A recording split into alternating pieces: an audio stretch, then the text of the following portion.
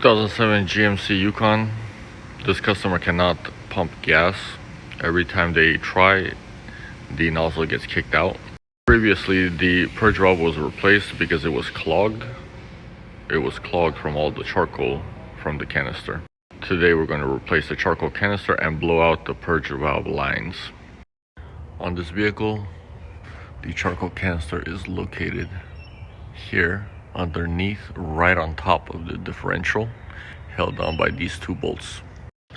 On this canister there are a total of 3 lines attaching it. Here it is with it out.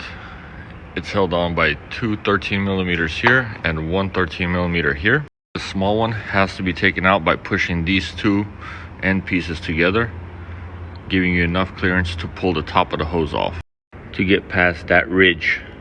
This one, all you have to do is push on the white side in and pull out. This is the main reason why.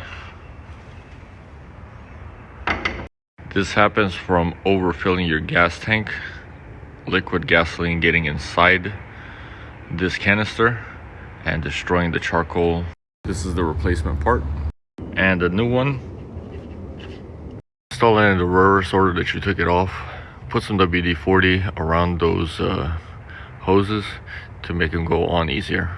I forgot to mention, disconnected the feed line from the purge valve, and on the small hose, not the two big ones, but on the small one, blow compressed air into that line and try to blow out as much as possible of the stuff that is inside the purge line.